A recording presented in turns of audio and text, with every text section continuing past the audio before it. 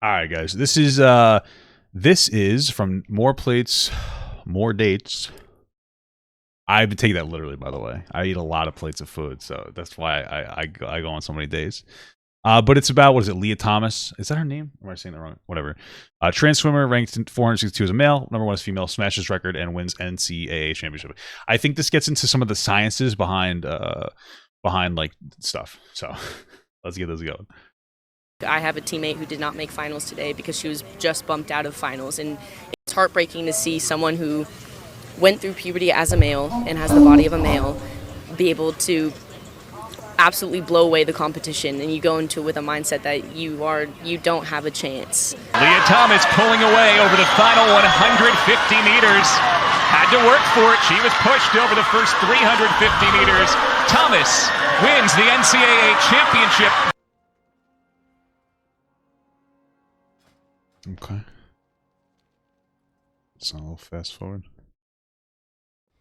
What's up, guys? Derek, moreplatesmoredates.com. Today we're going to be talking about the highly controversial Leah Thomas winning the national championship. She is the first known trans athlete to win an NCAA Division I title in any sport, winning the 500 freestyle at the NCAA Women's Swimming Championships. Yes, so we have a trans athlete competing against women. So this is formerly a biological male who has since decided to transition to female, and they have improved their positioning quite substantially. The fucking difference in ranking is astronomical, dude. So I had this on my to-do list from a while ago when she was smashing records. For example, 22 years old, UPenn swimmer, used to compete as a man, smashes 2 U.S. women's records in weekend competition, finishes one race 38 seconds ahead of her nearest rival.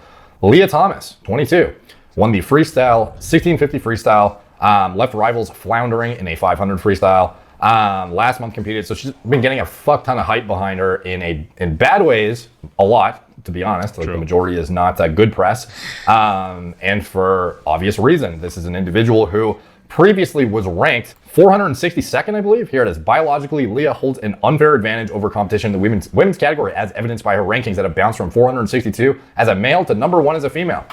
Yeah, so Leah Thomas, not that long ago, was competing in the male division, and this isn't a situation of you barely making the cut of the threshold limits for testosterone suppression. But in addition to that, the time frame in which you need to do it, there are new NCAA stipulations in place for what you would need to be able to qualify as a trans athlete who meets, the recommended requirements essentially for qualifying for the division.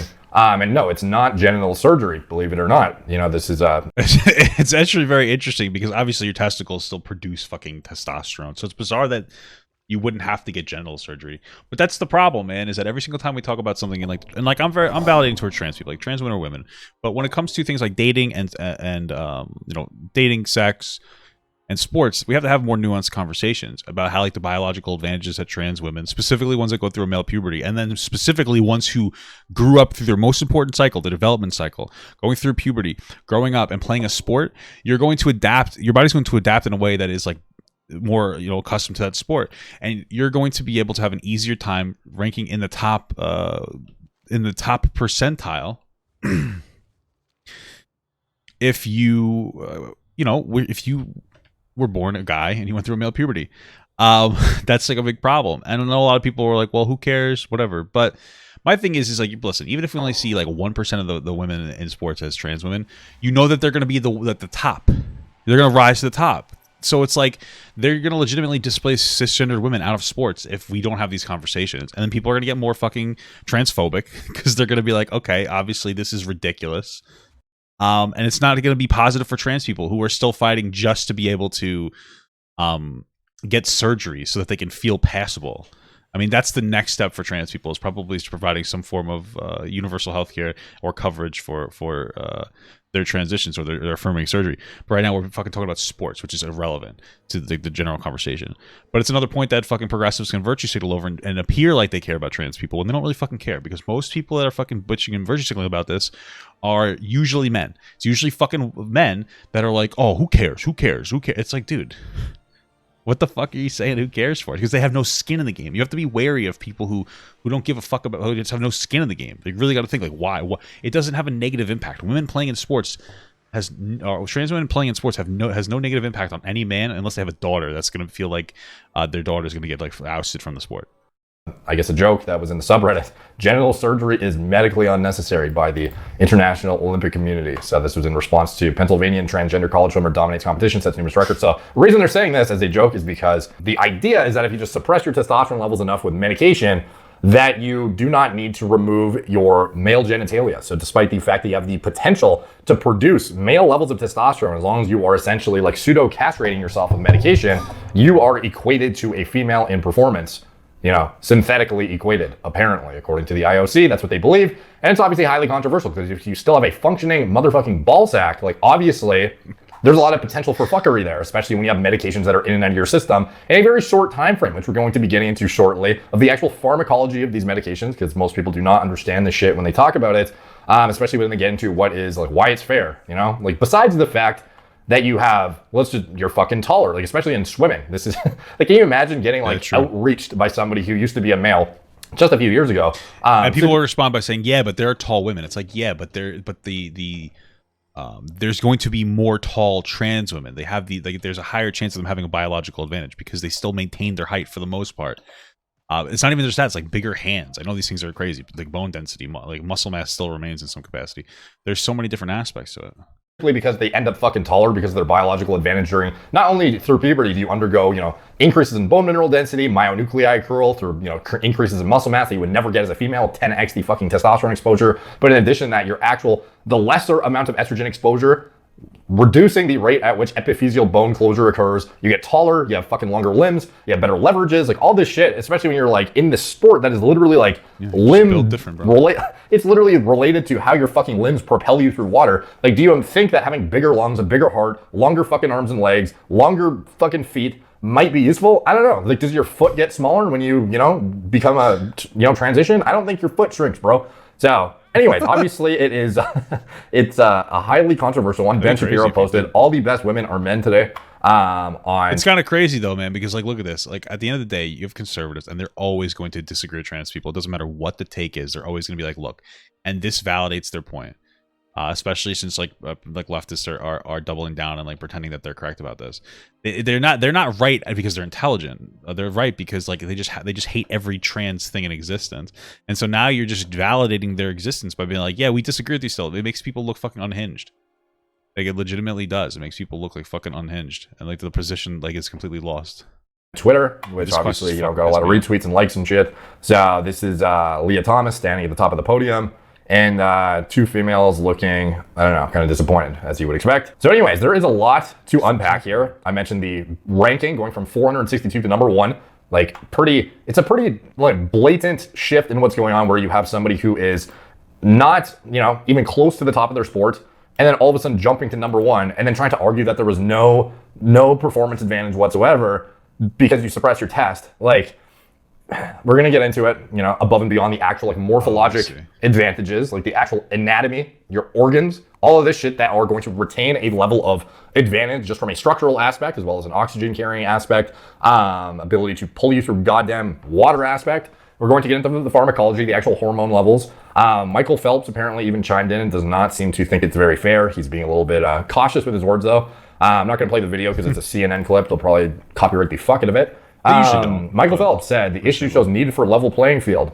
Says the controversy surrounding NCAA swimmer Leah Thomas is very complicated. In addition, in the interview, he also mentioned that he thinks PEDs, or he implies that they were, I don't know about rampant, but like so consistently there throughout the entirety of his competitive career as well as thereafter. He thinks that there is not a level playing field in both the male division or the female division, and he obviously does not, you can kind of infer from what he says that he thinks the shit is kind of messed up and he doesn't think it's fair. You know, at least that's, you know, a takeaway I, you know, kind of extrapolated from what he was saying. So anyways, going back to in addition to that too, I think something that goes overlooked as well, above and beyond the whole, you know, if I pseudo-castrate myself and my testosterone levels are equal, above and beyond the, you know, anatomical differences, above and beyond the fucking androgenic exposure even in your brain, like your recovery capacity when you are a male going through puberty compared to a female with 10x the testosterone levels. You've only been transitioning for, you know, a couple years. Your peak fucking, your 20 years prior to that, you had all of the male hormones allowing you to be in the pool practicing, in competition, doing competitions,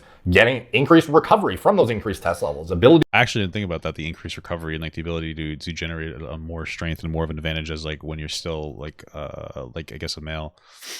You know, with like a medical sense, I suppose. I didn't even think about that. That makes a lot of sense. To do things that you would never ever be able to do as a female at a significantly heightened level. And then once you deprive yourself of those hormones, you don't suddenly go down to, oh, you never had any of that fucking skill accrual, none of that shit happened. Like, it's still there. It's still there. Sure, your performance will suffer a bit as your hematology decreases. A lot of your, red blood cell production. Yeah, but you're still going to maintain the advantage over cisgender women, you know? Oxygen carrying capacity Obviously. is androgen driven.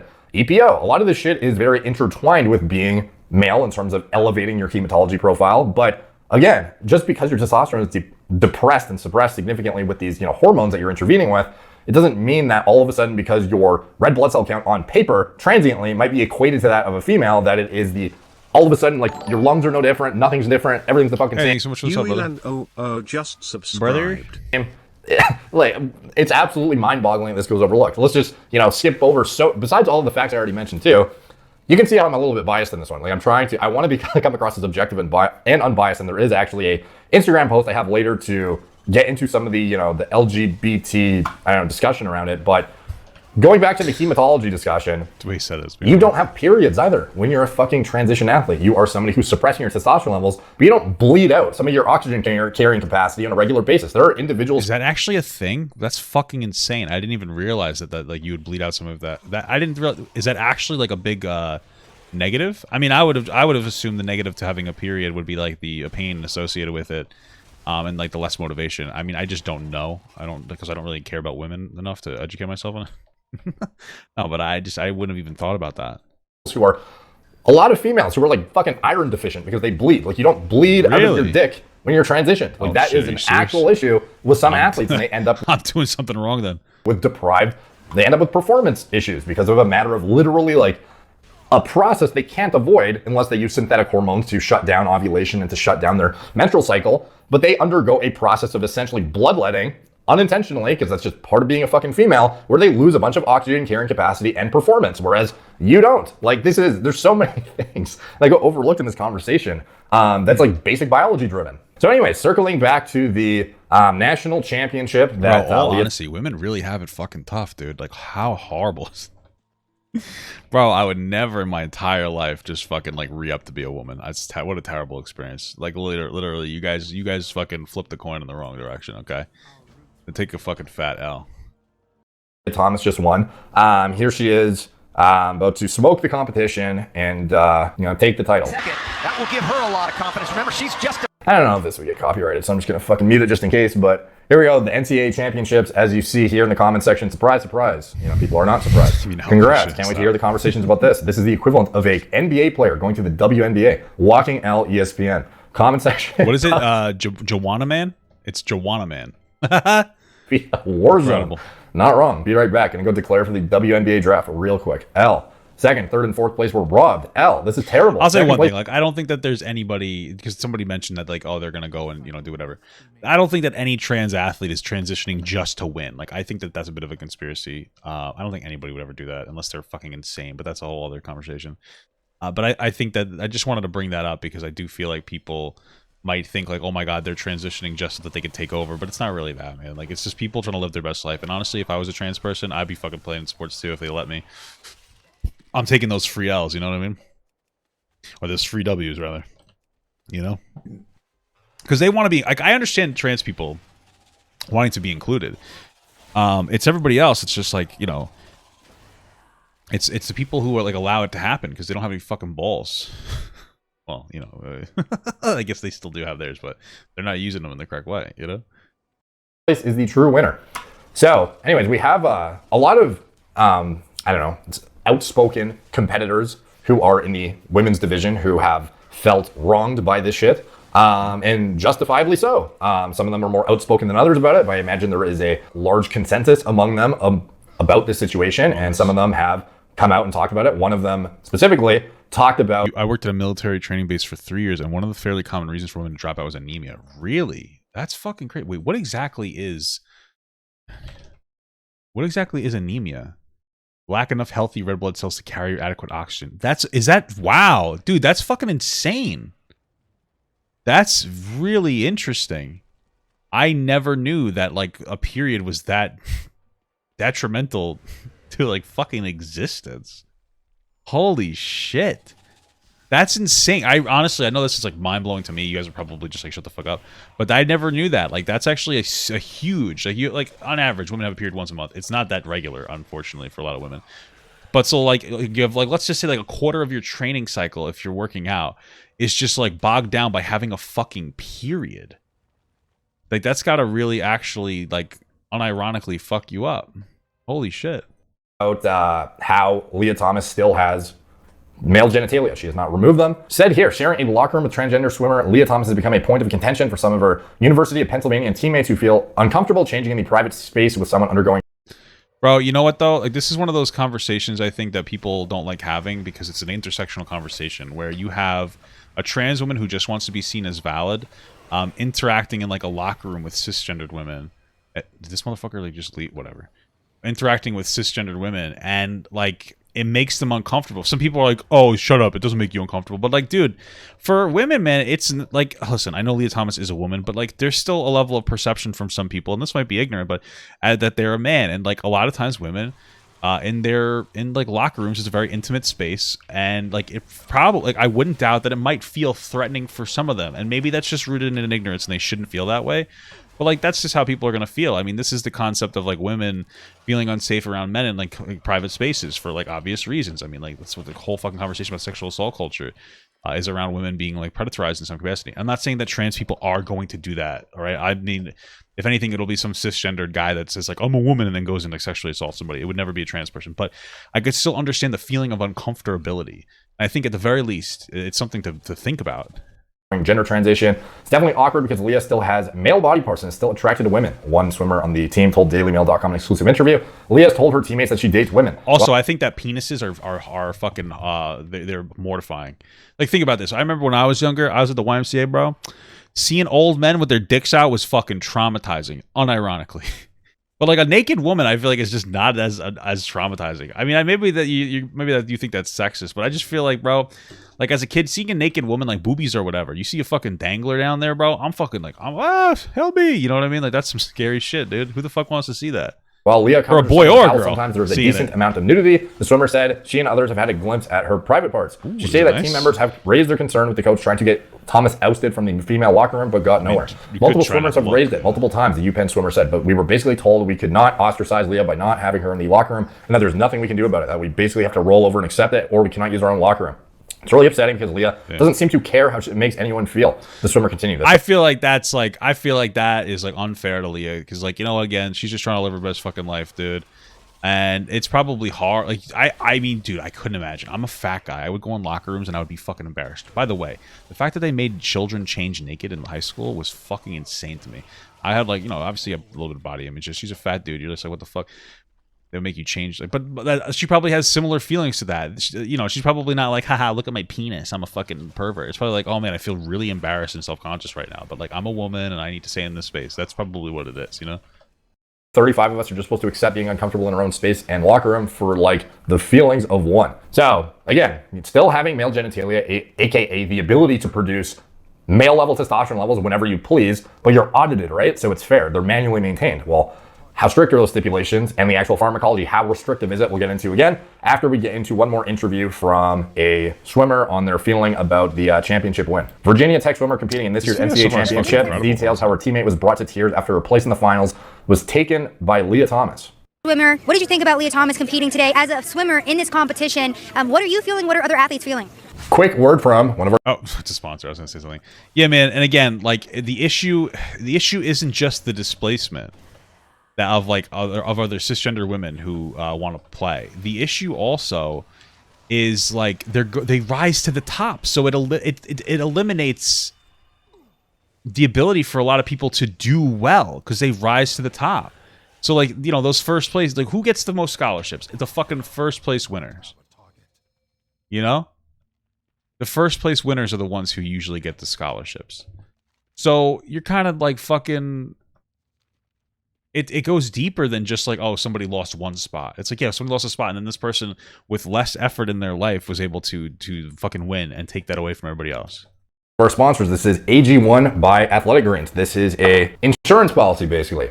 For me, this is something that I should otherwise, I don't know, I've been pretty hard on myself in the past for not being totally on point with my diet on a daily basis, and largely it's from time constraints. If you guys have heard me talk about some of the entrepreneurship sides of this channel, some of my business endeavors, you know how valuable I feel time is and how limited I am on it for doing stuff as basic as making food, cutting up greens. That's something that sounds easy enough, but it is time consuming as hell at the end of the day. So for me, I'm not always on the ball, dude. I don't always have the most dialed in diet. And for me, having this kind of checks off the boxes for those days that I am not super on point. So I saw a bunch of other people who I respect in this, I don't know if it's even my niche necessarily, but people in like self-improvement, scientifically backed, I don't know, nutritional information, adaptogens, etc., things that I other preparation policy, if you buy it. So that's what it fills the void for me. And I want to do a sponsor for bidets.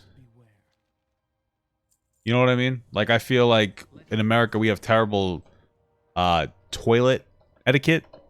We're dirty. We should just get bidets. Everybody should have a bidet. And you shoot water up your asshole. And then you just have to do one wipe. Dude, I'm sitting there sometimes and it's like a fucking magic marker after I shit. I shit, I wipe, I wipe, I wipe, I wipe. It's insufferable, dude. And then I'm sitting there and then eventually, like, I'm still getting brown, but now the brown's also got some red in there. It's fucking painful. You know what I'm saying? You don't fucking bro me as if you don't understand how it feels to wipe your ass until like you're fucking bleeding and you still got doo-doo on there. You know, and I wipe standing up. You guys know that because that's the way you're supposed to wipe. Everybody who says that I'm wrong is you're wrong. So sometimes I'll also I'll put some toilet paper under the sink to wet it up a little bit to get my butthole a little damp and moist, and like, you know, it makes it better. Papa, no what, dude? Come on, you do the same thing. Stop pretending like you don't. Don't fucking make me feel like shit. You know? And, like, it helps a little bit with the extra water, but, you know? Somebody like me who otherwise is, potentially has a... Yeah, bro, I have to wipe standing up. It doesn't work any other way. You guys don't understand. I never learned how to wipe. I don't have the dexterity to wipe my asshole without standing up. I never learned how to do it. Okay? That's my struggle. But it's still a struggle, and it's a valid struggle, okay? A few holes in their diet, especially in the greens category. And I didn't know you were supposed to sit down and wipe your ass, okay? One day, my mom, I remember I was young. I had a younger cousin, and my mom never taught me how to wipe my butt the right way. I didn't have a dad, so, you know, sue me. And I remember going in there. She had kept the door open to watch me and my cousin, you know, so I walked in the bathroom, and I'm like, oh, what are you doing? You're supposed to stand up when you wipe your butt. Mom's like, no, you're not, you fucking idiot. My God, that was a devastating moment in my life. I was too old by then to learn how to wipe the other way. But either way, it loosens the toilet bowl when you do that because you shift too much, so I'm better than you. Insurance policy. This is what fills, you know, that void. If you sign up with my link in the video description is athleticgreens.com/moreplates180. You get 5 free travel packs. All right. Let's see. Whatever. Also, a year's worth of vitamin D3 and K2. What most don't talk about with this stuff is the... Wow, it's a long fucking advertisement. It's link in the description below, and back to our regularly scheduled programming. It's a common conception that we are all very disappointed and frustrated with someone who has capabilities more than us women have to be able to compete at this level and take opportunities away from other women. Like, I have a teammate who did not make finals today because she was just bumped out of finals, and it's heartbreaking to see someone who went through puberty as a male and has the body of a male be able to absolutely blow away the competition, and you go into it with a mindset that you don't have a chance, if that makes sense. Like, it's hard to compete against someone with and that's what's gonna happen, man. That's what's gonna happen is like you're gonna see less and less women even bother to try to compete in this sport because they know that they're never gonna be able to compete with like trans men. They could put in 10 times the fucking, or trans women, I'm sorry. They're gonna put in 10, they could put 10 times the work in there and it's still not gonna do anything. And like, I don't say this to be invalidating trans people. Like, it sucks because you have to say like, hey, trans people, you can't play. But the alternative is like women, then cis women cannot play. And you know, you generally want to make, this is the moment in life where like you have to make the tough choices. And people just don't want to do it. They want to like fucking like, oh, we get to appeal to everybody. But it's like, you're not helping trans or cis women.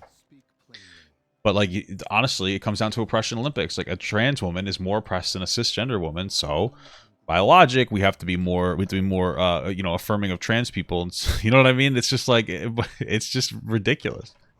Capacity, the muscle development, the body. What if cis women are allowed to take steroids?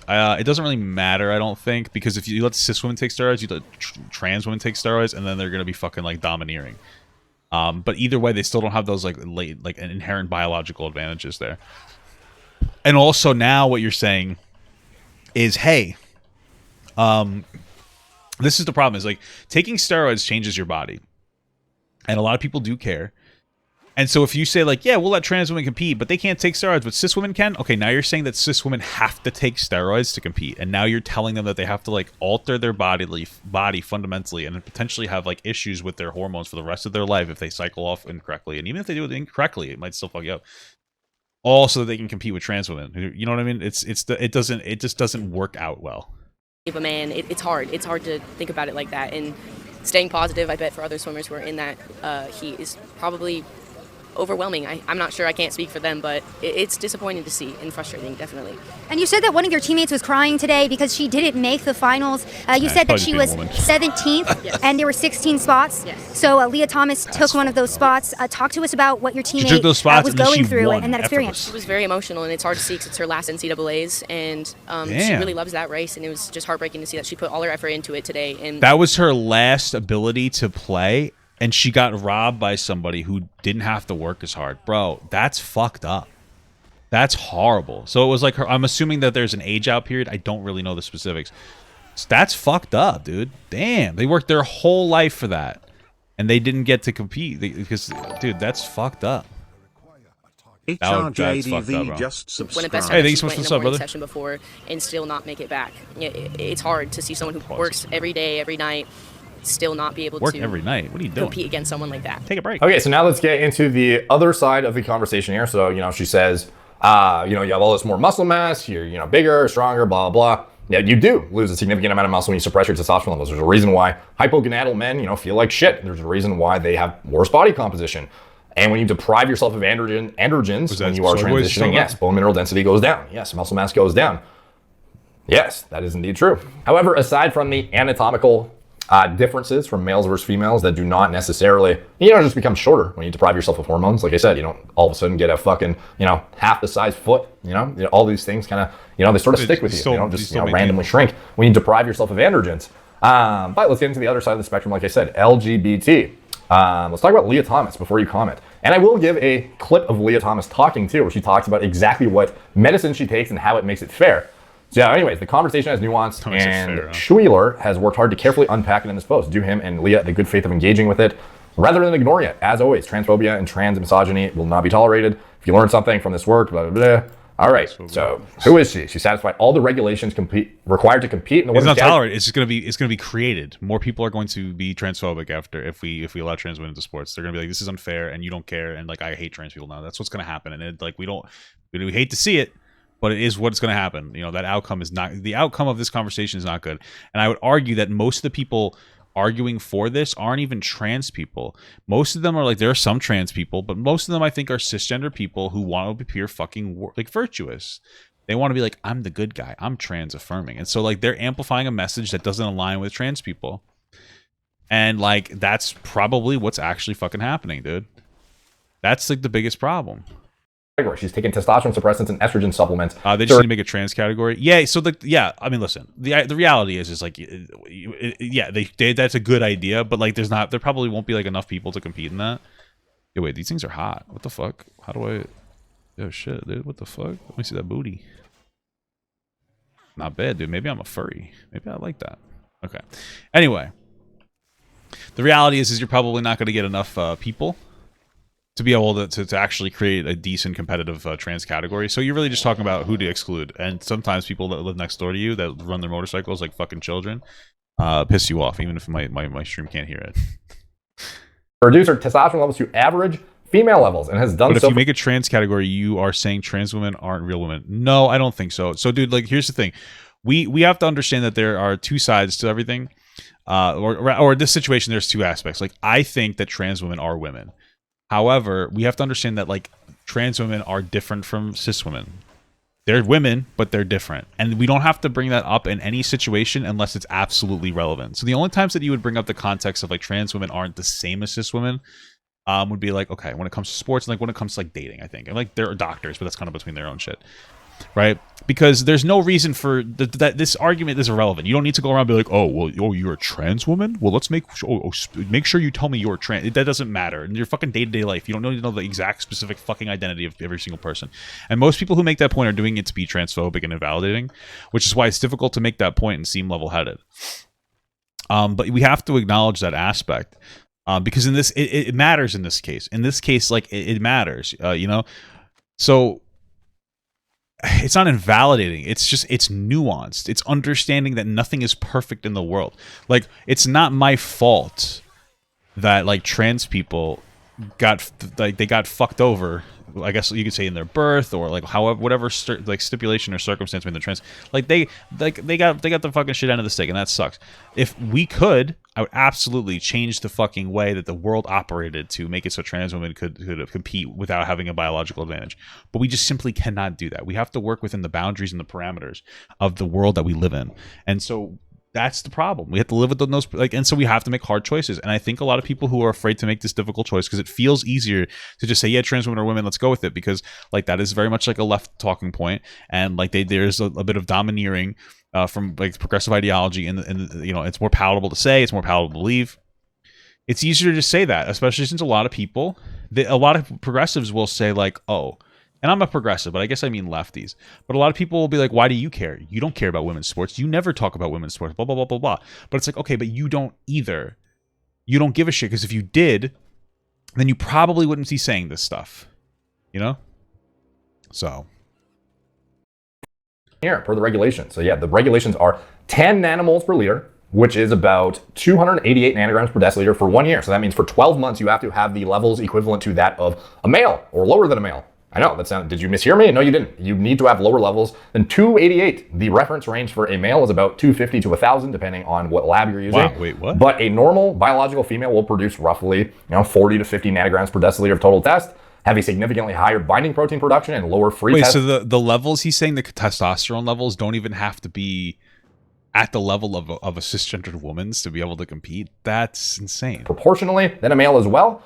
Have significantly lower DHT, free test levels, and much higher estrogen levels. However, 288, what is this representative of? Well, it's about like 5 times higher, 6-7 times higher than that of a cisgender female. So despite the fact that this individual says you have to have average levels of a cis female levels, no, you actually don't. The limitation is about 10 nanomoles per liter. And even if they impose the new stipulations that are being proposed, where you need to have 36 months underneath 5 nanomoles per liter, that is still only 144. Still pretty fucking high. You're still above polycystic ovarian syndrome territory testosterone levels, to a point where you could not explain this unless you had like internal gonads, like in your, like intersex, essentially. Like, this is the kind of thing that doesn't really make sense to me, where you have a 10 nanomole per liter cutoff. You are essentially telling these individuals you can take estrogen therapy to induce feminization, grow breasts and do this and that. But you can maintain your testosterone levels to some extent as long as you're underneath here. You can still have Leydig cell stimulation in your ball sack. You can still have an unfair advantage up to a point where you have 6 to 7 times the androgen levels of a fucking female. Like, this is viralizing territory. This is male levels. This is like literally, you wouldn't even be clinically eligible for TRT at this point. You're within natural physiologic limits for most men. So I don't get how they justify it whatsoever. But anyways, so she has completed satisfied the requirements for 12 months of her entire life. So of the 22 years, you only need one of those years to be under that cutoff. And the cutoff still makes no fucking sense whatsoever. But anyways, in fact, she has completed 2 years of HRT. Not 1, but 2. So, the height she got, the limb length, the leverages, the fucking, muscle mass, the bone, like, it's all gone. It's all fucking gone overnight. Lungs, no longer capable of doing anything that they, grew to in the last, the first 20 years, of course. So anyways, though Leah has the support of her coaches and many of her teammates, she has received immense hatred and backlash from the media and world at large. Yeah, I would imagine so. She was ranked, 462nd as a male, and then transitioned. I don't know, why not just compete against males? Why don't you just keep competing against males when you transition? Like, do you think? I mean, they're gonna drastically lose their strength. It's just not possible to be able to do that. They're gonna just get fucking decimated. You know what I mean? I think you're going to do worse somehow, so now you have to enter the female arena. Like, I don't know. Like, it's pretty obvious, I think, what's going on in most cases. I could be wrong. I'm just speculating. This is just my speculation that an individual, even if they identify as the other gender, it's just very problematic. And you would think in your head you would rationalize that maybe this isn't fair to those individuals, and maybe if I don't want to compete against males, because I was a biological male for like fucking 95% of my life, then maybe I should just not compete at all, or see if there's going to be Listen, I understand what you're saying. I don't think that, like, I feel like this is, I just wouldn't put it on the trans people. I feel like, you know, I wouldn't put it on them because, again, they're just trying to live their fucking life, you know what I mean? transitioned division of some sort, which if there's not one in the NCAA, well, that's like tough shit, I guess. I don't know. Like, to me, it seems like a rational, logical, and like ethical fucking decision-making process to not strip away the chance for biological females who don't have this inherent advantage that you had for like building up for 20 years and stripping their chance of, you know, getting a gold or something. Like, it's, I don't know. Anyways, Leah's an excellent swimmer. No one's doubting that. Many accusations insinuate her success in the pool is because she was assigned male at birth. Some even claim that she's taking what other girls have worked their entire lives for. That's literally what I just fucking said. This dismisses several truths. Leah has also worked her whole life to be good at swimming. Yeah, if she was ranked 462nd as a male, like, presumably, if you're... That's the thing. It's like the trans people that are playing sports, they still work hard. Like, I get that. But it's that they don't have to work as hard. They don't have as many struggles. Like before, we talked about the fucking periods. Apparently, like periods are massively detrimental to like fitness training, and they just don't have them. Fucking poggers, lucky for them, lucky for Leah Thomas. So she can work hard all she wants. That's fantastic. That's amazing for her. But it doesn't matter. It's just you didn't have to work as hard to achieve a greater result, and that's the problem. What's Mama Gut's take on this? Do you think that she would have a different take than me? No, she agrees with me. She's... Why, do you think that she'd be like, oh, no, I think... No, she doesn't have a different take. Like, she has common sense. Right? Even a fucking NCAA athlete swimmer, like, you're pretty fucking good, I would imagine. Like, you've got to be goddamn good to be, even if you're 462nd, like, in the country, presumably, in all of, you know, college athletics, you are 462nd. Yeah, you're not close to one, but of 462 of the top fucking athletes, you're 462. Like, obviously, Leah was good before as a male. Like, you think she'd say it in a harsher way? Maybe. She's fucking... I love that woman to death. She's a fucking... She's crazy. The way she talks is fucking incredible. It turns me on. I know. You know, she doesn't really want to do the podcast too much. She's got a lot going on in life. You know, I've been talking to her. I was like, oh, you know, she's been having some rough times at her job because like, their job's a little shitty sometimes, you know. And I've been like, hey, just quit. We'll do our podcast like once, twice a week, and we could probably actually make it. And she's like, I don't want to do that. You know, she's just not. She doesn't really. She's not built for this. You know, like she doesn't. It's not like her passion. You know, she likes to do her thing. She likes to come on every once in a while and chat, but this isn't like her passion. You know. I don't think that she would be happy like making podcasts a lot or just in general. You know, she's just trying to come home and like, you know, she works a lot. She works like 45, 50 hours a week now because they're so short staffed. So like she comes home and she just wants to like be home, you know? She wants to like enjoy herself and just like chill out a little bit. No one's doubting that. Well, some people I guess are, but that I would, you know. Hello, I've been following you since your TikTok days. Love your content, but I think that your take about raising the age of consent while also saying people with Down syndrome consent is very questionable. Could you please elaborate? I don't understand the question. Could I elaborate on what? I don't understand what you're saying. What are you trying to say to me right now? How does my take on like I think that we should consider raising the age of consent because we don't finish developing until like 25? How does that conflict with me saying that people with Down syndrome can consent? I don't understand because they can. Like they've been deemed like by the state to be able to consent. I don't understand how those two things are even comparable. You know, agree with the statement. She has worked her whole life to be good at swimming. Yes, no shit. She's began swimming at just 5 years old. She's put thousands of hours into this. Of course, it's like when people say, oh, you take steroids, you'll be Mr. If I took steroids, I'd be Mr. Olympia. Like, no, you wouldn't, you fucking idiot. You would not even get close. Leah's not a great athlete because she was AMAB. Leah's a great athlete because she is a great athlete, has worked hard for 17 years to be great at something she loves. I agree. The belief that all AMAB folks are better at, I don't even know what this is, to be honest. That's why I'm just fucking saying the acronym. Better at sports is rooted in the sexist belief. AMAB is like a sign male birth, so it's a way to say like Leah Thomas is a biological male with it like in a way that's more like I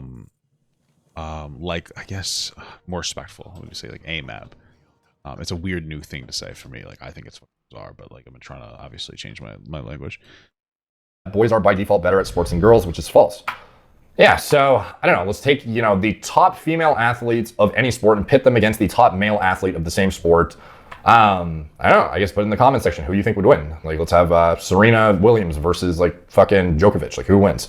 You know, I'm pretty sure she herself said she would get smoked.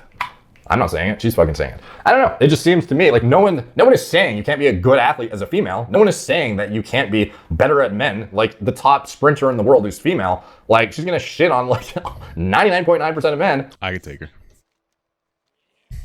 Still, but ultimately at the highest level of competition, you are competing against other females at the highest level of competition who've had the same biologic circumstances imposed on them from all aspects. You know, it's a fair playing field. Whereas males, same thing. But then you have an individual who has sort of blurred the lines a bit, and it gets a bit more problematic where it has nothing to fucking do with this, in my opinion. Anyways, elite sports depend on biodiversity. Those who defy white, cis, heteronormative standards are often accused of being unfair. Let's look at an example. Michael Phelps, winningest Olympian of all time. Several biologic features that provide unique advantages in swimming. Torso is abnormally long. It's so crazy, bro. It's just what a crazy thing, man. Like, it's just like anytime you're fucking, like, you're just a chill, you're a white dude chilling, like, they're just gonna say some dumb shit. Like, that's the whole argument as to why trans people should be able to compete is because you're a white male. That's it. That's the whole argument. It's like, you just don't get it. So explain it to me. You can't. This is Hassan's perspective on this topic. Is that like you just don't get it? You're white and you've been socialized to hate trans people. And it's like you're so fucking like you're so brain dead. Like he says that to people who are trans affirming, as if that's somehow that makes him win. And even if he was right, which he's not, you know, it's your responsibility as another white cis male to shift the narrative. Like that's see, this is the problem people don't understand. When it comes to somebody who's like an activist that's like would be considered like within the in groups, like straight white cisgender men, like your responsibility is to amplify the voices of like marginalized groups. You know what I mean? Like that's what you're supposed to do because you have no fucking skin in the game. So it's your responsibility to engage with other white people, or as like we'll say another poggers person. I don't know what the fuck to say. You know what I'm saying? It's your responsibility to engage with other people because you're supposed to know the mentality of the person and how to get them to shift their perspective. Because you're like me being a fucking white dude, I understand it. Like I know what it's like to be a fucking epic poggers champion. So I know how other epic poggers champions think when it comes to topics. So that's why usually it's like you have an easier time explaining these things as like me as a poggers champion. I'm just gonna use poggers champion instead of saying straight white cisgender male. You have an easier time empathizing with people like for instance might be like transphobic. They might just not understand it, and so you're like, hey, I understand what you're saying, but like here, let me give you my perspective on this particular topic, and then you go through the chain of thought. That's your responsibility. If you're not going to do that and you're just gonna be a lazy dumb fuck like Hassan, then like what do you exist for? Well, what do you even exist for at that point? You know, what are you talking about? Anonymous gifted thanks so much for the sub, brother. Subscription. An anonymous user gifted a tier 1 sub to Themes America. Anonymous user. Holy moly, thank you so much, brother. I appreciate it. His legs short, wingspan 4 inches longer than his height, lung capacity is twice the average, and his body produces half the levels of lactic acid the average athlete does. When tested, Phelps was praised as genetically superior, but when women athletes, especially women of color and or trans women, exhibit biological diversity, it's called unfair. So this is a very interesting kind of like... Listen, the reality is that like when it comes to sports, we're looking for the best person ever at anything. That's what male sports is about. Female sports is about the best woman doing it. And now we have a conversation about whether that should be based on like gender or sex.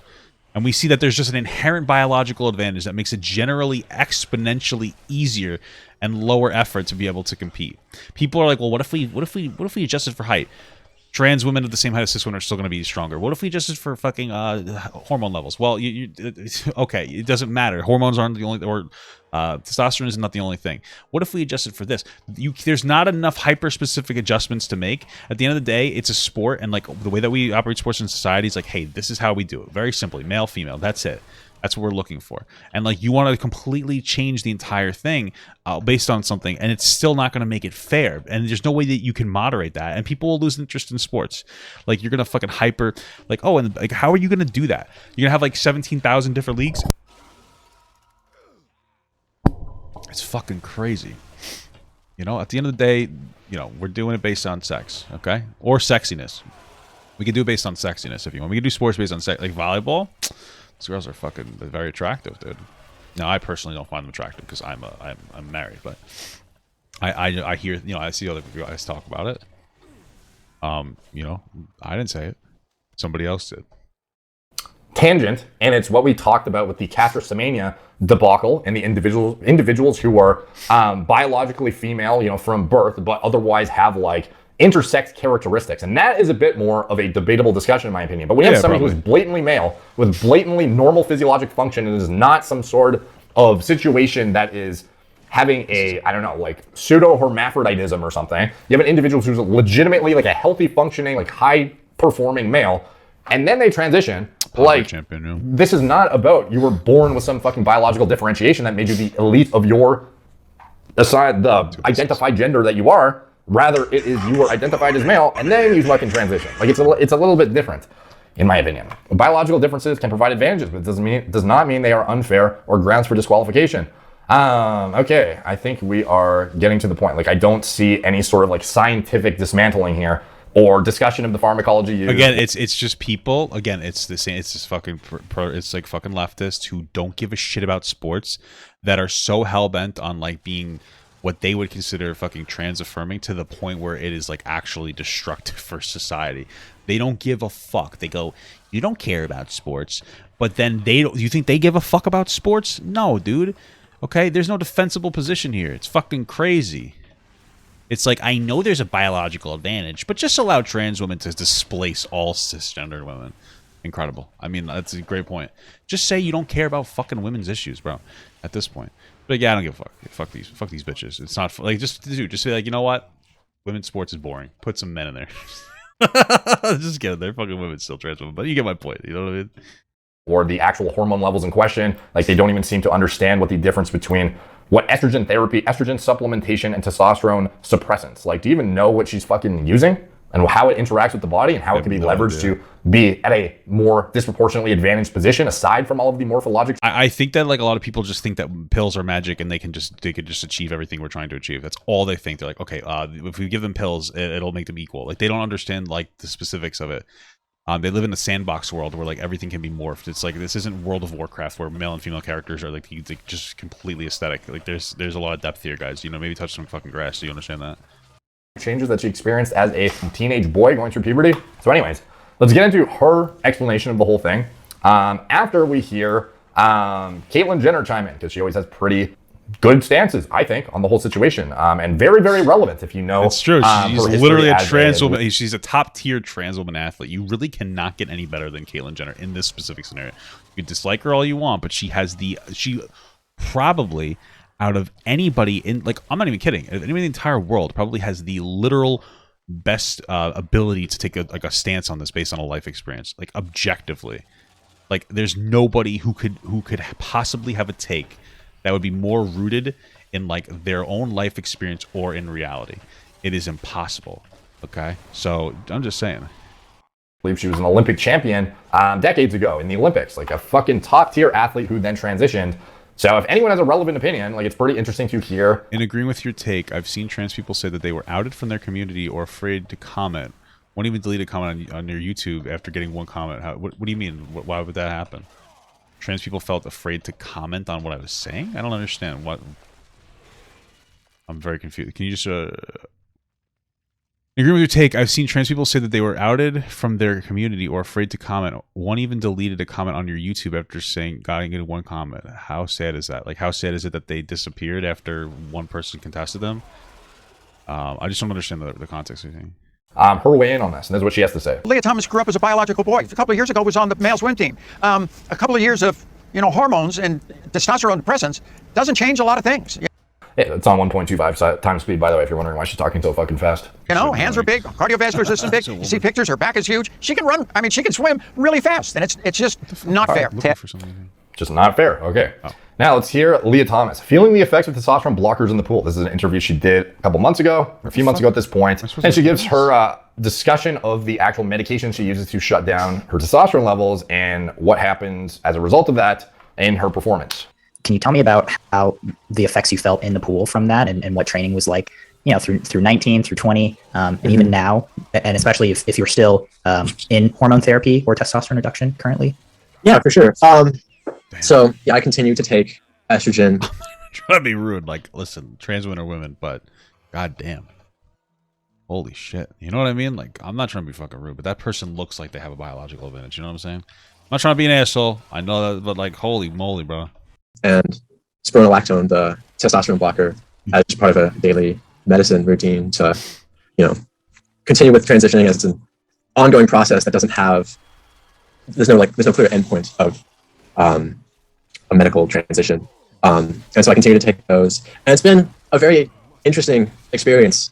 Okay, so before getting into the effects it had on her performance and whatnot, spironolactone, also known as aldactone, this is a diuretic as well as a mild antiandrogen. It is a steroidal in nature. It occupies androgen receptors and provides antagonism and some minor inhibition of steroidogenesis, meaning it will have some anti-gonadotropic activity and prevent the production of LH and FSH. In addition to that, exogenous estradiol. So using oral micronized estradiol is the preferred modality of administering transition hormone therapy at this point in males transitioning to females, as well as the concurrent usage of an antiandrogen, which is oftentimes cyperterone acetate. Oh, you're saying that trans people who agree with me are being outed by their friends. Oh, that's fucked up. But in the US, it is not approved for that purpose, so they defer to spironolactone, which I think is a pretty shitty antiandrogen in my opinion. Reason being is you can literally, they've used it in hirsutism attenuation. Hirsutism is like excessive, body hair growth, androgenic, viralizing features in women. So a female who is getting, like mustache growth or hair loss, stuff like this could be, hirsutism, which is in general induced by overly androgenic, like if you have polycystic ovarian syndrome, you have higher than normal testosterone levels or free test levels, and you have hirsutism, you're going to have, potentially hoarseness of the voice too. You might have, the facial hair growth, body hair growth, all these kind of like standard masculinizing characteristics that you are undesired as a female. So they use things like antiandrogens to suppress that activity. Okay. Something interesting is the fact that finasteride, a 5-alpha reductase inhibitor that is literally prescribed to men widespread for hair loss prevention, is as effective for attenuating hirsutism in females as the anti-androgen spironolactone. So the anti-androgen that Leah Thomas is using is, I literally have as much androgenicity reduction from I have more androgenicity reduction from my dutasteride used for hair loss prevention than Leah Thomas has from spironolactone for androgen and androgen receptor antagonism. Like, it's not a very potent anti-androgen. It's actually probably more useful as a diuretic. And to be honest, I think its utility in pharmacology as an anti-androgen, I think it's poor, to be honest. I think there are more progressive anti-androgens that would be more effective, to be honest. But anyways, that's kind of, just an explanation of what it is. But then the estrogen therapy too, obviously concurrently. It's diuretic makes you pee. Okay, I thought it sounded like that. Exogenous estradiol, you're going to have significant negative feedback to your HPTA, which would then tell your brain, your hypothalamus would register, I have sufficient estradiol levels, so I don't need to produce gonadotropin releasing hormones. So no more GnRH is getting shot down to the pituitary, which is less LH and FSH production being shot down to your gonads, which means less testosterone production in your testicles. So you have this 1-2 punch of anti-androgenic activity as well as estrogen therapy to not only reduce masculinization, the maintenance of masculine features with the androgen reduction, antagonism at the receptor, as well as some minor steroidogenesis inhibition. But in addition to that, the negative feedback by estrogen and the feminization of estrogen. We see males develop, bitch tits all the time, even on shit tons of testosterone. Just because you have a ton of androgenic activity in your body doesn't mean you're void of estrogenicity. So with this individual, we have a big hit of estrogen, seemingly on a daily basis, or some level of estrogen that puts them into physiologic ranges, presumably to induce feminizing feature progression, growing breasts and whatnot. Big cock. But the anti-androgenic activity, how significant is it? We're going to see shortly, where we get into the pharmacology of this stuff first. So spironolactone, pharmacokinetics of estradiol, pharmacokinetics of sublingual estradiol, pharmacokinetics of spironolactone. These are drugs that have reasonably short half-lives. The actual stipulations of when you show up and get your testosterone tested and you have to be suppressed below this 10 nanomole per liter cutoff is actually pretty fucking loose. It is not something that seemingly is tested hardcore into competition. It's something that within 28 days, no earlier than 28 days, should you be registering as these testosterone level, exceeding these testosterone levels. You need to be tested within 28 days and have tested underneath the cutoff. But again, the cutoff, absurdly high to begin with. Above and beyond that, if you were tested within 28 days, let's just say you're tested 2 weeks out. It's like, you're obviously following protocol. You're obviously on your therapy. How quick are these drugs in and out of your system? It's pretty fucking quick. So let's get into the spironolactone pharmacokinetic profile. So we have levels of spironolactone after oral administration here. This is a 100 milligram dose, and we can see here in hours. This is not days. This is not weeks. This is not months. This is nanogram per milliliter levels of spironolactone. Here we go. We have one single oral dose, and we hit peak concentrations within 1 hour. Now look at this. Look how quick the drop-off is. So you can imagine how quick in and out of the system this stuff can be. Now when you actually break down the half-life, it is 1.4 hours of spironolactone. However, there are metabolites that linger in the system, like 7-alpha thymmethyl spironolactone, as well as 6-beta-hydroxy 7-alpha thymmethyl spironolactone, as well as canrenone. And these things last in the body much longer, which have this lingering anti-gonadotropic activity, anti-androgen activity for longer spans of time. So the overall breakdown of this compound is it's still in and out of your system within 24 hours. So you have to have consistent daily dosing to maintain adequate serum concentrations to maintain this suppression effect. Because once it's clear out of your system, all of a sudden your brain's like, holy shit, need to produce sperm, need to make testosterone. We need to get shit going because we do not have enough production to adequately meet androgen receptor activation needs or enough estrogen. Because again, estrogen also in and out of your system pretty fast here too. So we have the pharmacokinetics of oral estradiol. So we have sublingual versus oral administration. They are slightly different. However, and you can manipulate the pharmacokinetic profile to a degree where you have higher spike in serum concentrations with sublingual than oral. But at the end of the day, the actual suppression of gonadotropins is relatively similar across. I believe that FSH levels are less suppressed on oral than on sublingual. So, but in general, most people are going to be just popping a pill. So you end up with a graph looking like this. You have a 2 milligram oral dose, 4 milligram oral dose, 8 milligram oral dose, and we have a spike in picogram per milliliter concentrations up to, this is about physiologic limits in men. These levels are more representative of female production, but again, this is dependent on the time of the menstrual cycle, obviously. So this is time of menstrual cycle relative to mid-cycle luteinizing hormone peaks. We have levels as far down as male levels essentially, and then spiking up into like, almost 300 picograms per milliliter, some on the upper limit of the 95 percentile range, or, upwards of fucking, 700 plus. But in general, we're following this kind of a structure for estradiol production in women. So again, when you go back to the pharmacokinetics of actual oral estradiol, this is what Leah Thomas is administering. She's using oral estradiol, presumably because that is the go-to therapy, with concurrent spironolactone in the USA. And you have picogram per milliliter levels somewhat equating to, I would speculate, this or closer to this. Now again, look how fast it's in and out of your system. Damn. And how much suppression do you really get out of that to begin with, compared to if you were, I don't know. So what he's saying is that even with the suppressant drug in there, like there's still going to be areas where like the suppressing drug isn't going to necessarily suppress enough to the degree where it'll be like absolutely equal. I mean, I wonder what like the timed release on that is. Like what kind of medication? Like, is it like a 24-hour release? How often do you have to take it? Like, what's the general argument here? Because I would just say like, okay, it might release quickly, but like, does that that's if they're taking it away where it's going to be out of their system in a particular time. And so like, let's say it's like, oh, this is only in your system for 24 hours. Like I imagine they're taking the pill once a day. So even if they're not taking it like massively consistently, like you're probably going to take it at around the same time every day. Generally, I don't think this invalidates anything that he's really saying. I'm just saying. Your actual gonads removed. I'm not suggesting that you do that. I'm just saying at the end of the day, this is not necessarily something that is providing some permanent level of castration like is otherwise implied. They think this therapy is, you manually maintain these levels all the time and you can't manipulate the system whatsoever. It's like, how frequently are you fucking testing for this shit to begin with? And how suppressive is it really? So here we have a study where transgender women were treated with estrogens 14, were given sublingual micronized 17 beta estradiol 2 milligrams twice per day. So you can, again, like I mentioned, you can do sublingual if you want to avoid some level of organ stress. Well, organ, I mean more like liver, and get a more disproportionate spike in estradiol concentrations relative to estrone because the liver does produce conjugates quite significantly. But anyways, one subject was given 100 micrograms via transdermal patch, one given estradiol valerate injection. All but one trans woman who wished to retain erectile function were administered spironolactone. All were on 50 milligrams twice daily dosing. 10 out of 15 had doses increased to 100 milligrams twice daily at the 3-month mark. So when you look at the spironolactone administrations, we had one trans woman with elevated free and total test at 6 months, did not take spiro because they wanted to retain erectile function. We see the median testosterone and estrogen levels changing with therapy. So we have estradiol levels starting at 29 picograms per deciliter and going all the way up to 258. Now, total test levels, nanograms per deciliter, 405 baseline, going down to 42.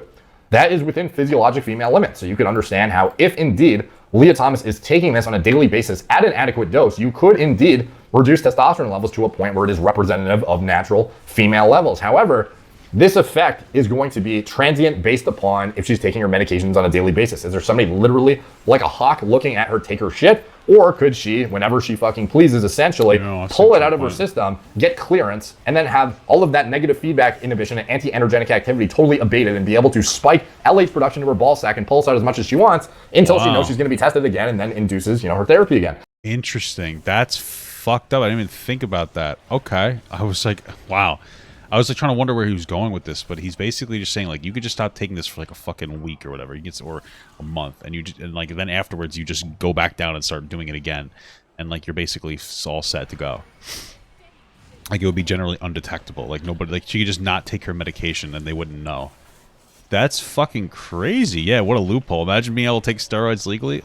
Pretty poggers, It's fucking crazy. I did not even think about that. Fucking crazy. And that's even like at the highest level of fuckery, whereby you are still overlooking all of the anatomical advantages, like all of the organs that have developed over years of androgen exposure. The fucking limbs, the fucking oxygen carrying capacity, again, like I mentioned, can be limited by this androgen depression or suppression. But ultimately, again, lung size, heart size, muscle size is not permanently destroyed. You have myonuclei accrual. You are also going to be retaining some level of muscle mass that you built up over years of training as a male, and bone mineral density and size and length and fucking leverages that you otherwise would just never have gotten if you were a biological female for the entirety of the first 20 years of your life. So again, going back to, do you have transiently on paper equated levels when you're tested? Yeah, you do, but there is significant fuckery potential with hormone manipulation, because at the end of the day, you only have to show up on the day of the test with your hormone levels under 288. So again, even if she was trying to get the most aggressive feminization possible, then yeah, you would probably do your daily administrations with a max dose to achieve these 42 nanogram per deciliter levels. But again, if you're competing against females and you were just a male a couple of years ago and you're trying to fucking win, what is the likelihood that you're not going to take advantage of your max cutoff too? You're within the limits, so as long as you maintain under 288, you're good, right? So what is to stop her from, even if you could achieve this level with the max dose that you're prescribed, if you're prescribed that, maybe your prescription is less than that. Maybe you actually only want to stay within, I'm just told that this is the number that is fair. I've been told it's fair, so I'll just, stick to the fair number. And no one can tell you otherwise, because this is the stipulation that these are the rules and you're just following the fucking rules. It's not your fault, right? So again, it's kind of a weird ethical boundary between, how much does she want to get an advantage over the competition versus how aggressively does she want to feminize herself and induce anti-androgenic activity? Because again, you saw even in the trial here, you have individuals who, one person want to maintain erectile function. So they, they did not use the spironolactone dose, So again, if you're using spironolactone estradiol on a daily basis, doesn't mean that you cannot achieve these levels. Sure, at some dose, this stuff is only has a dose dependent effect in some capacity, whereby at some point you'll achieve close to near gonadotropin suppression, have your test levels crushed into the gutter at 42 nanograms per deciliter. But there is an in between whereby we just know she's on therapy. We don't know to what degree. We don't know if her test levels are fucking 200 or 50. Especially at the time of test, as long as she's under that cutoff at that time and your cutoff limit is still that of a male, it just makes no sense to me. So anyways, she says here how her performance was affected negatively. Swimming and training, of course, comparatively, but HRT, as I've experienced a lot of muscle loss and strength loss, and getting back in the water at the beginning of the year. I mean, of course, she's going to experience muscle and strength loss, but that's relative. Who gives a shit? It doesn't mean that you're below a competitive female level. Just struggling to be anywhere close to where I was previously is very interesting, and so I have to readjust my goals and what I think of as a good time or a good pace to hold in practice, as times and paces I held in practice and in meets before I'm often nowhere close to. Yeah, but still, it's you were the 462nd ranked male, and now you're the top female, even with these suppressed markers of performance. What does that say for this whole thing, So there's a lot of things I could unpack here, but I think I've done a fairly sufficient job of elucidating that even if you had max suppression through total he dumbed it down for us too, because that was a lot. At one point I was okay, what the fuck is he talking about? And then he wrapped it up really well. I was okay, holy shit. Androgenic activity with this. This research is fucking incredible. It's just this is literally a reference to use. If you're somebody who's in doubt of the conversation, this is a good video to look at. It's just a fucking regular dude talking about this. Well, not really. This guy's obviously very intelligent. I don't know if he has a fucking. He's obviously very educated in this shit. It's fucking crazy. Damn, this guy's fucking pulling out here. What the fuck? Relatively, he's a Sigma man. I don't think it's that efficacious of an anti-androgen, to be honest. And I've dug into this with elaborate detail in hair loss research. For the most potent anti-androgens, have the greatest binding affinity, this guy, the greatest binding constant. Wait, is this all because he was because he educated himself on this stuff because he was having hair loss problems? Could you fucking imagine? He's so upset over his hair loss. He educated himself and he just happened to be a fucking expert on this now because it's a somewhat comparable. That'd be fucking crazy. Response elements, etc., have the most anti-gonadotropin activity, or steroidal, non-steroidal in structure, silent antagonist, etc. And this is not that potent of an anti-androgen. But again, with estrogen therapy, you can crush your levels to that of a physiologic, woman, biological female. But even if that was the case, and Leah Thomas is taking the max dose for maximum, transition potential, anti-gonadotropin activity, that is the max that it could be, the highest dose possible that is safe to use, there are still permanent changes that cannot be overlooked, in my opinion. Oh, he was taking steroids years ago. He was in forums years ago about steroids. Yeah, I feel you, dude. Dude, that shit's like crazy. Like I think you can do like PEDs in a correct way, so to speak, but it's so difficult to do it like again correctly. It's like it can be so unsafe for people. You have people like dialing it up to like fucking 10. They got like they've got so much testosterone like pumping to their shit that their like levels are fucked for the rest of their life. And I think that might just happen anyway. I'm not like super educated on that, but it's fucking crazy. So let's let her cap it off here, and then we'll wrap up the video. And so it was a weird adjustment and a lot of just kind of unknown and comparing day by day, where I'd go times in practice and my coach would be like, well, it was way off what you used to do, but for now I think it's good. And so yeah, because it's beating there's just other women. Yeah, of course it's good. And so over time it's gotten easier as I have been on hormones for longer. I have more sort of times to compare it to rather than comparing everything to pre-transition times, which aren't really accurate to, I guess, my current ability. Okay, so that is, I don't think I have a whole lot more to add to that. Let me know what you guys think in the comments down below. Like, overall, my opinion is that it's unfair. I think that the only fair thing would be to have transitioning females compete against other transitioned, females in a subdivision of some sort. I don't think that you should be competing against biologic females who do not have the structural advantages that you have developed through your 20 years of male hormone exposure, all of the anatomical changes that are permanent, above and beyond the fuckery with the pharmacology that could occur, giving the benefit of the doubt. Let's reduce and minimize everything down to the base, totally wiping out testosterone level territory, even if you were abiding by the cutoffs, which again, like I mentioned, are all fucked up. But even if you were knowingly shutting your test levels down way below that to actually be equated to that of a biologic female, you still have these structural advantages that cannot be overlooked, in my opinion. So let me know what you guys think in the comments down below. A very controversial one, especially in this sport. I think in particular, there are advantages to be had by height, limb length, etc., that are even more problematic for the debate on this topic, in my opinion. So anyways, all the comments on the algorithm are much appreciated. Like, subscribe, check out my blog, moreplacement8s.com, follow me on Instagram, @moreplacement8s, Facebook, Snapchat, Twitter, TikTok, and the podcast. If you want to support the channel, you can check out anything I'm associated with in the video description below, my preventative medicine, hormone replacement therapy platform, where we connect you with high quality medical providers who also stay on top of the most cutting edge literature when it comes to endocrinology, pharmacology, and this is reflected in their interpretation of elaborate diagnostics, biomarkers, and their solutions and protocols that come up with individually tailored for your needs, whether it's lifestyle interventions, dietary manipulation, sleep hygiene interventions.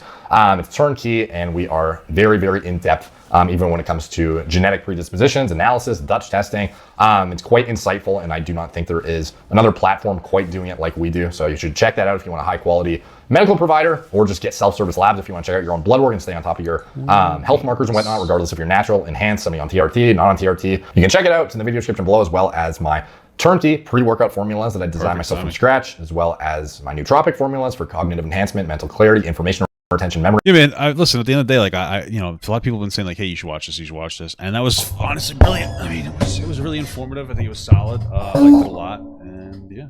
It's time to raid somebody and get off the stream, though. Thank you so much for watching, guys, and another special shout out to all my Patreon and Twitch subs. If you'd like to support this channel further than you already have by just watching the video alone, go down to the links below where you can sub on my Patreon, which will allow you to get your name on this beautiful black wall.